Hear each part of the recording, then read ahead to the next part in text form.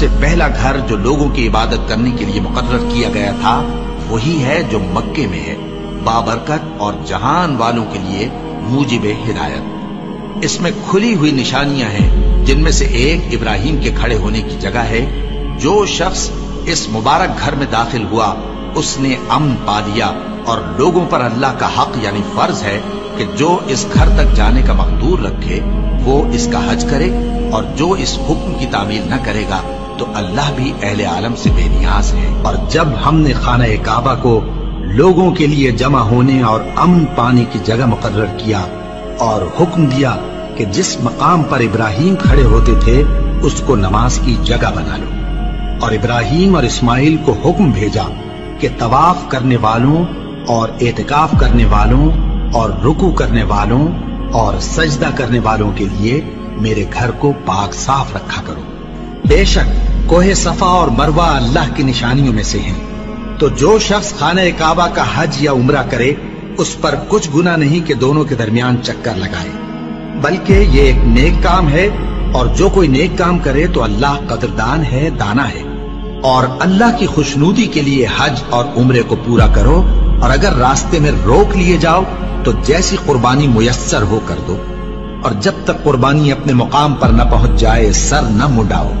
اور اگر کوئی تم میں بیمار ہو یا اس کے سر میں کسی طرح کی تکلیف ہو تو اگر وہ سر منڈا لے تو اس کے بدلے روزے رکھے یا صدقہ دے یا قربانی کرے۔ پھر جب تکلیف دور ہو کر تم مطمئن ہو جاؤ تو جو تم میں حج کے وقت تک عمرے سے فائدہ اٹھانا چاہے وہ جیسی قربانی میسر ہو کرے، اور جس کو قربانی نہ ملے وہ 3 روزے ایام حج میں رکھے اور 7 جب واپس ہو۔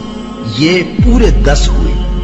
یہ حکم اس شخص کے لیے ہے جس کے اہل و عیال مکے میں نہ رہتے ہوں۔ اور اللہ سے ڈرتے رہو اور جان رکھو کہ اللہ سخت عذاب دینے والا ہے۔ حج کے مہینے معین ہیں جو معلوم ہیں، تو جو شخص ان مہینوں میں حج کی نیت کر لے تو حج کے دنوں میں نہ عورتوں سے اختلاط کرے، نہ کوئی برا کام کرے اور نہ کسی سے جھگڑے، اور جو نیک کام تم کرو گے وہ اللہ کو معلوم ہو جائے گا۔ اور زاد راہ یعنی رستے کا خرچ ساتھ لے جاؤ، کیونکہ بہترین زاد راہ پرہیزگاری ہے۔ اور اے اہل عقل مجھی سے ڈرتے رہو،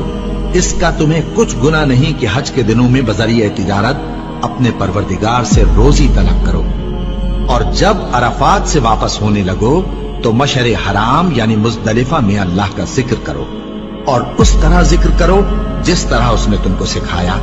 اور اس سے پیشتر تم لوگ ان طریقوں سے محض ناواقف تھے۔